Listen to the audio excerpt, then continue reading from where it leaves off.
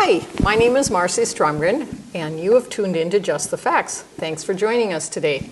I have in the studio a candidate running for the at-large position in the Duluth City Council. His name is Ryan Sistad. Sistad. Thank you, Ryan. I'm sorry, a couple of people tried to correct me on that. So I'm and then also too, it's second district too, the second district. Yep. Okay. Yep. Okay. Glad we got that straightened out. Thank you. Yeah, no worries. Okay, Ryan, I would like you, first of all, to give a little bit of a background of yourself, your history here in the Duluth area, and then tell me why you're running for this second district city council. Well, I was born in Fosta, Minnesota, which is right off of Highway 2, and then growing up, I kind of moved around quite a bit. I lived in Mankato, and then I moved to Northfield when I was in 8th grade, and then I finished up high school in Northfield, and then during that time, I've always worked hard and went to school, and then I decided to go to school at UND in Grand Forks, went there for a couple of years, and then usually I would work construction during the summertime, and then I'd work a warehouse job during the winter, and then I moved out here to Duluth kind of on a gut feeling 3 years ago, and during that whole process I was offered a internship in project management and estimating for a local union contractor. Okay. And you like the Northland? I do. I love it. It's beautiful. So you're running for office. Yeah. And why are you running for this? The reason why I'm running is I see a lot of potential here, and I think that some of the policies that I've been going through are kind of holding Duluth back. And I'm running because, too, a lot of my friends who are getting through school, getting through college that love this area don't have very good opportunities to stay here for the most part. It seems like it's, and then they end up going to Minneapolis, they end up going to Fargo or Grand Forks or somewhere out of state when they wanted to stay here. And I say that with the understanding, knowing that there are kids that just want to leave too when they're done, but I have plenty of friends who wanted to stay here and they ended up leaving. In Grand Forks, when I was going to school there, it was the opposite problem. Nobody wanted to stay in Grand Forks because it's not pretty whatsoever, but people stayed there because it was growing. It was growing? Yeah. Now let's start on that topic, shall we? Yeah. What do you know about the growth or not growth in the Duluth area?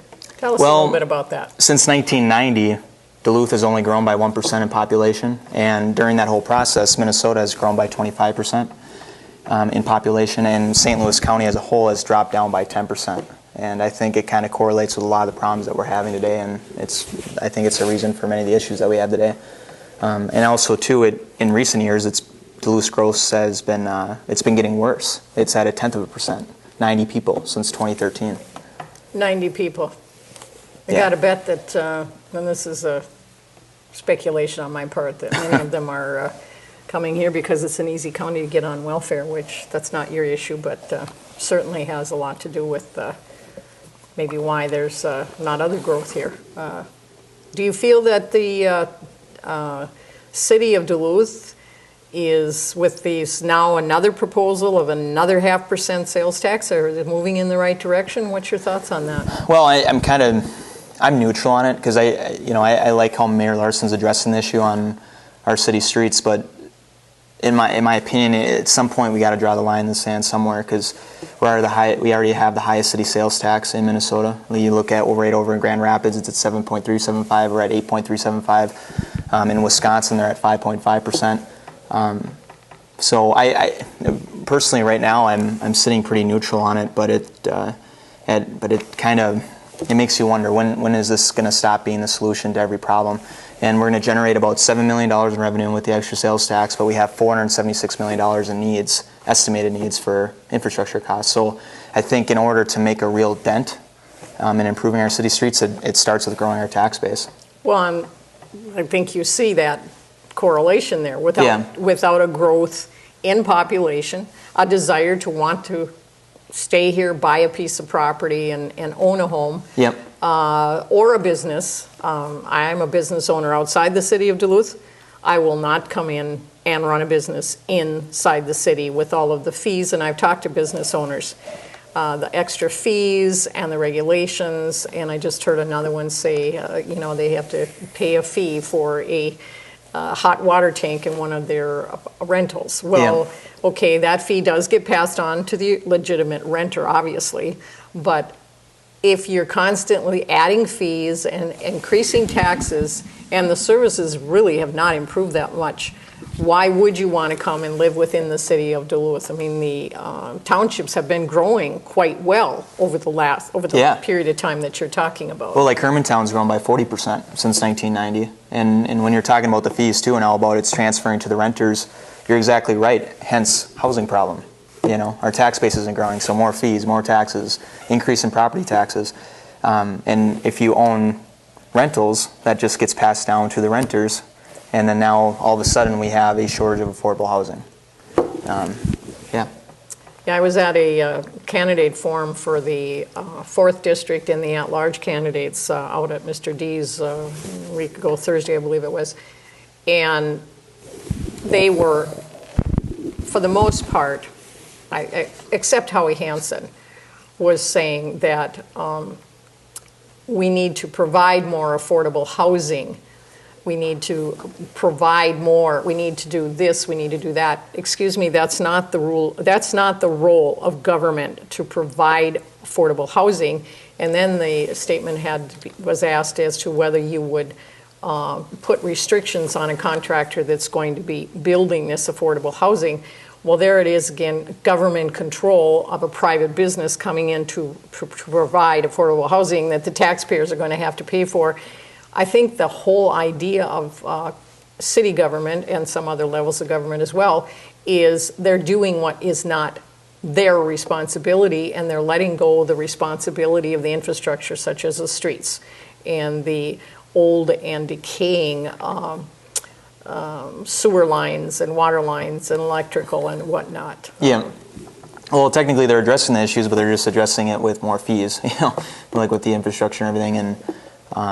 And this, it gets to a point where enough is enough. And all these problems that we're talking about could be solved with economic growth and growth in our tax base. What would you suggest are some good ways to encourage economic growth when you are elected? What are some of the ways that you would see as a solution, or perhaps at least some investigation into, because you don't get solutions right away being in government, it works very slowly. What would you suggest are some of some of your ideas as to how we could change things? Well, the first thing is not having an ordinance like earn, sing, and save time come through. And also, too, I've heard rumors that maybe there's a talks of a $15 an hour minimum wage as a city ordinance. That shouldn't have to come through. Basically, my whole plan would be like any decision I make is, okay, would this help all businesses and will this help all people as well? And I think currently what they're bringing in through like an increase in taxes, a $15 hour minimum wage, earn, sing, and save time just hurts small businesses in the area. Right. So the first thing you got to do is you got to make the atmosphere or the environment better for businesses that are currently here to grow, to give them more incentive to grow. And then also, too, bringing in new companies. I mentioned before that it'd be cool to, like, you know, right now Amazon's bidding on a project in the cities. Why isn't Duluth on their radar to at least bid on it? And that's why I've mentioned other companies like a Tesla, like a Facebook, like a Google to come here. Companies that naturally share Duluth's values, that pay better wages, that pay better benefits, that provide a lot of jobs, and that would help out the trades, that would help out just the average wages in this whole area, whether you're in the restaurant industry or whether you're a nurse. Everything plays a role. And to get some of these companies here, that means working with other companies on ideas to get them here, or working with UMD or St. Scholastica on how do we create good internship programs for these companies so that when they come here, they know that UMD is setting up an internship program that will funnel young talent to them while they're investing in the area. Well, you know, I think another missing link here, Ryan, when I went to school, Denfeld 65, we had industrial ed programs. And now at Denfeld, really the only industrial ed is car mechanics. These kids are not going to get, well, first of all, they're coming out totally deprived of a good education, which is a sad situation. But they're not college-bound kids, many of them anyway. Yeah. They are in the more working class community, and so they don't aspire. Some of them, that's great that they do get on to college, but not everybody, and that's the way it was when I was a young person growing up. And when I used to go out to Fond du Lac to visit my aunt and uncle. There were manufacturing jobs in West Duluth all the way out to Fond du Lac. There was a lot of industrial jobs. Now there's nothing, virtually nothing, except Lowell. Well, I'll say that as an exception in a small Duluth pack company, but for the most part, there is no big industrial. Clyde Iron closed up, and now that's an entertainment center, and you know, the list of businesses could go on and on. Yeah. The economic infrastructure in the Duluth area should be looking at that as a means of providing something more than flipping hamburgers over at your local fast food place. Yeah. Well, I mean, and then we have wage jobs that are earning a living. I heard one of the counselors say that it was sad that I ran into a fellow that's living underneath one of the freeway overpasses, and he only has a job at one of the fast food places, and it's not enough to live on. Yeah, right, it's not enough to live on, but you can't force these businesses to give more money for these low-tech, low-educated jobs, expect the business to put out more benefits for these people when they're poorly educated and they don't have any skills to go on and get some other type of job. Well, and I don't even know if it's with education. It's more, to me, it's just that what I find ironic is that, you know, the government wants to promote more living wage jobs, but they're putting their resources towards tourism type jobs that naturally pay lower anyways. And I don't understand it, because for every tourism job that you create a quarter of a job in the local economy.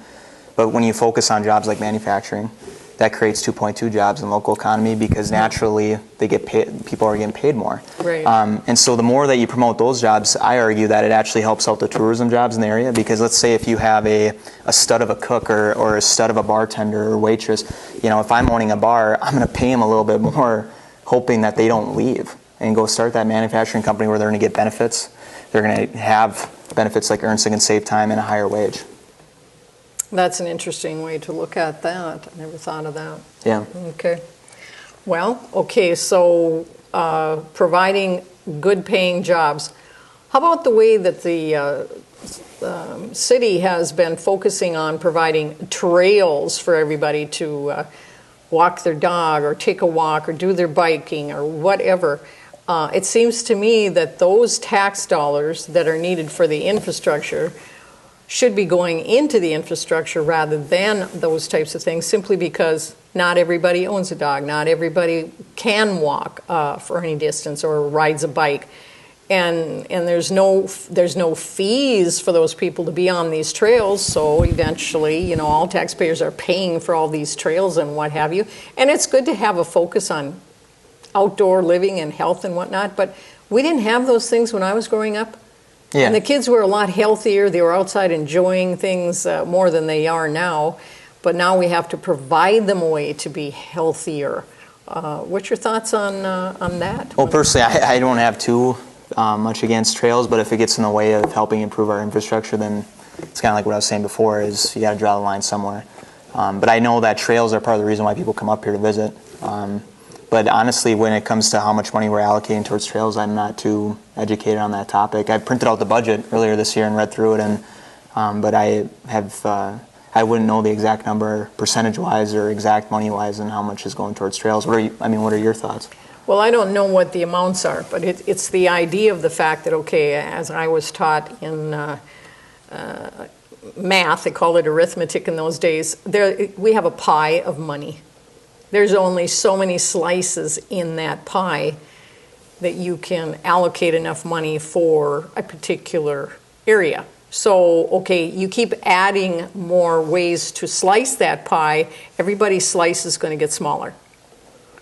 So what is a priority here? I mean, we've got a fish aquarium that has been nothing but a drain on finances in the city of Duluth forever and ever. And how many of these things really legitimately is the city supposed to be doing for its people?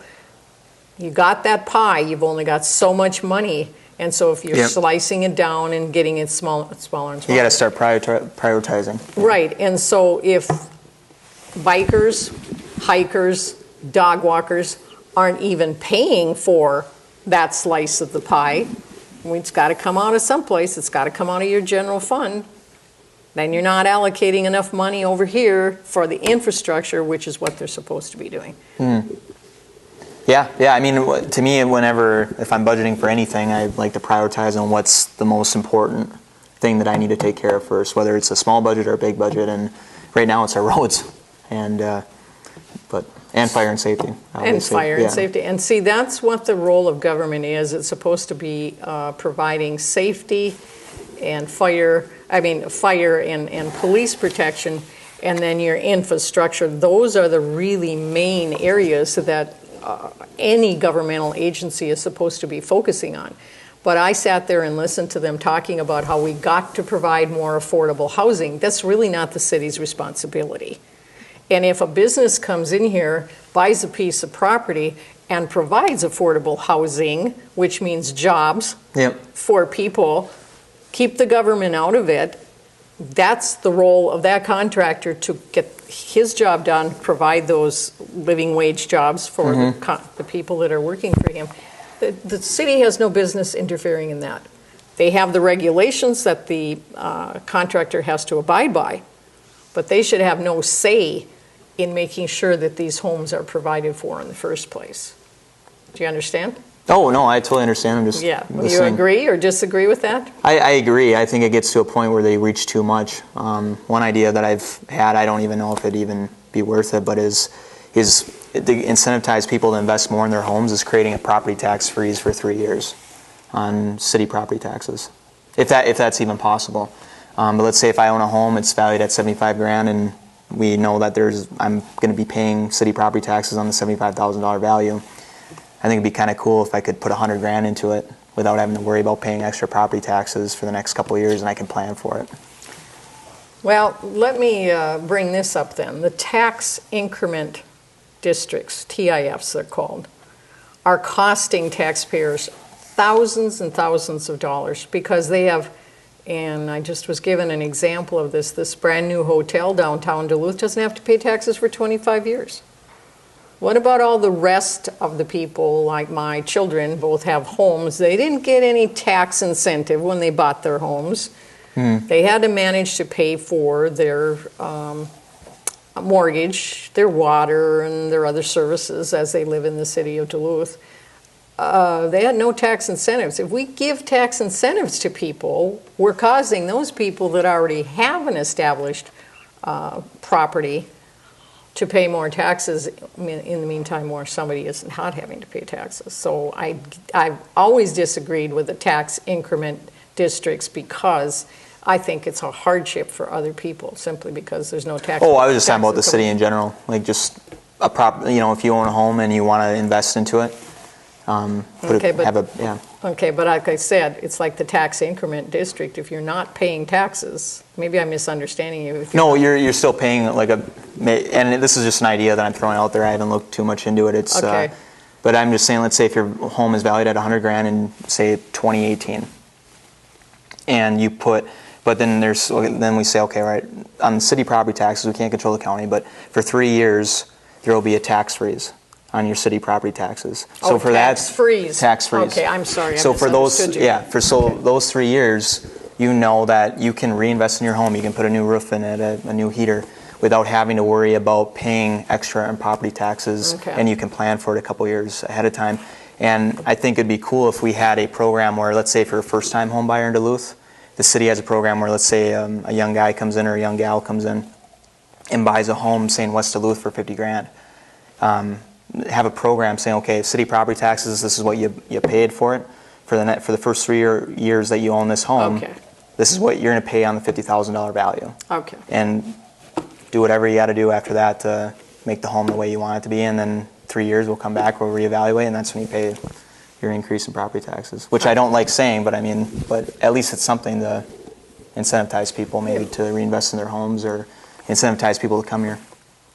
Well, I think we need to look into some different ways to manage the way we're doing things, because obviously the ideas that I heard the other night, it seems to me that it's just word is going backwards further and further and further by some of the ideas that I heard from the DFL endorsed candidates the other night at that forum. What are some of the other thoughts you have on some of the direction that the City Council has taken, just say in the last 6 months? It just seems like everything is just, to me, it's not even democratic to a certain point. At some points, some of the things that they're supporting, but just the city sales tax or sick and safe time, it seems to be going in the wrong direction, I think. And I think it's been going on for more than 6 months, obviously. But I think there's been a very long move to turn the Duluth area into a tourism area. Yeah. Whoever is behind all of this has a lot invested in the tourism that they stand to gain, but the rest of the people, and it's almost, I suppose, it's a little harsh to say serfdom, but you see this, if you study history at all, you see this same type of mentality that's been used over the centuries on people, that the ones that have the money and the power, they have the say, and the rest of the people have to go along with it whether they want to or not. Yeah. And we keep going back further and further into what I call serfdom, simply because there's not a voice for those people who are understanding the situation. They don't seem to be able to combat the problem simply because there's just too much power, there's too much money behind the scenes. Have you seen this? Not firsthand, but I see the signs of it. But I can't name any specifics, I guess, behind all of it. But. What did you see when you lived in these other places? You said you saw growth. For example, in Grand Forks, a lot of it had to do with the oil fields. But in Grand Forks and Fargo, if you look at a Google map of Fargo to Moorhead, for example, Fargo is dang near triple the size of Moorhead. And what I've noticed in Grand Forks too, from coming to here, is Grand Forks' roads are really nice. Now, obviously, they don't have to deal with as much diverse weather conditions, but the roads are really nice. The taxes are lower. The income taxes are lower in North Dakota, but yet their roads are generally nicer. And in Duluth, I noticed that taxes are a lot higher, wages are a little bit lower than in Grand Forks, but the roads are bad. And some of the worst roads I've ever seen. I don't understand that. Well, having been through the Dakotas more than once, traveling back and forth to Washington State, that is questionable. I mean, I don't have an answer to it, but there's nowhere near the population out there, at least at those, in those. I haven't traveled that way for a long time now, but there was nowhere near the population, so that is kind of how can that be? But like you say, lower taxes and better quality roads and stuff. Obviously, they're doing something right. Yep. And so maybe we should take a page out of their book and find out why things are better. Maybe actually, and not even just taking everything that they're doing, but just have a clear head on just looking at both sides of the picture. Looking at, I consider myself an independent just because I think it's good to look at both sides of the table and see what the benefits are of being a Democrat, and sometimes seeing what the benefits are of being a Republican. And I think that middle ground is a beautiful place to be in. And Grand Forks, growth-wise, I feel like is kind of in that realm of things. And plus, too, what I noticed in Grand Forks when I was living there compared to here was that it was easier to get ahead there financially. And when I was working warehousing there, when I was working warehousing in Grand Forks, I worked for Coca-Cola. And when I started there, I was making $10 an hour. And after about 6 or 8 months of working there, I remember I started looking at my pay stub, and they gave me a pay raise of $2 an hour to $12 an hour. And the reason why is that a couple people left to go to work at other warehouses, and so to compete with those other warehouses, they started having to pay me more because they didn't want me to leave. Didn't want you to leave. So they matched it was actually Pepsi and Budweiser had a warehouse. They put a warehouse up, they found out we were getting paid, they started paying other people a couple bucks more an hour. Coca-Cola matched it, and I stayed. And that's because Grand Forks was growing, and their tax base was growing. There was just more people to tax. And I think, yeah. My, what a simple answer. The Yeah. tax base was growing because the people wanted to live there. Yeah. Well, people, Well, not necessarily want to live there. It was just opportunity was there. well, yeah, but Yeah. wanting, I'm just joking around. I mean, yeah. wanting to live there doesn't have to mean that it has to be beautiful like it is here.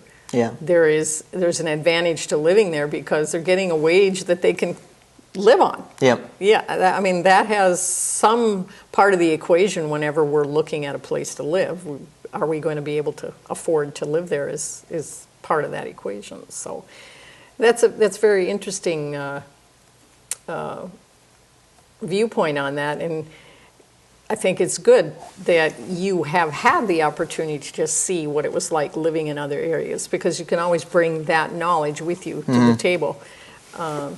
I think too often when you stay in an area all your life, which I have done, but I've had an opportunity to live very short periods of time in other places, and I've traveled around a bit, talked to people from different areas. You do get a different viewpoint, and those are important for your own growth as well as when you get a chance to bring it into the public square, you can say, well, you know, think about this first before you make your decisions on things. I think you would bring a nice new perspective to the city council. I appreciate that. Thank you. I think we need some young, fresh ideas that are opposite the young ideas that are going on the city council right now. I don't know any of the people except Howie Hansen. I've known him for several years. I don't know any of the other people. But I'm really glad to see that you're running for office. I think it takes a lot of courage, a lot of time and effort, and certainly do hope that you are successful on November 7th. And you know what? It boils down to the voters in this area, that you need to become informed, and you need to make a decision, not based on the union you belong to or the group of people that think like you do, or out of fear for this or that. You need to vote based on the information that you have gathered, and not on your friends, oh, who should I vote for? You need to get informed. That's your public responsibility, to get informed. So when you go to the polls on November 7th, you make the right choices, because your future depends on the choice you make at the election. Ryan, we just have a couple minutes left. Do you have anything that you want to say to the public? We can never say you can't take an action about what they need to do for you, but you can just give it just a little quick summation of your running for office. Well, I like to listen to people, and I want to work for the town. Duluth has been really good to me since I moved here 3 years ago, and it'd be an honor to give something back. And I like to hear both sides of the picture on anything, and just hearing what other people's viewpoints are. Everybody believes in something because of a unique experience that they had, and everybody has their own unique values because of the experiences that they've had, and I respect that. So. Okay, and would you say you've had a good reception as you've gone around and talked to people? Yeah, and mostly, my message kind of when I'm door knocking and whatnot, it's a humbling experience and it's fun. At first I was really nervous. I had never door knocked before, but as I get used to it, it's good to have those conversations, and a lot of the feedback that I've been getting is just, if it's citizens, a lot of it, they're complaining about the increase in fees. If it's business owners are expressing their concern. If I'm talking to somebody at the door for a long time, it's usually it's a business owner that's talking to me, and then also too, just knocking on. I won't skip the college kids' houses. I'll knock on that and I'll talk to them about wanting to have Duluth become a hub for opportunity, and they get excited when they hear that. Well, great to have you in here today. Thanks so much for coming in. Appreciate it, Marcia. Thank you.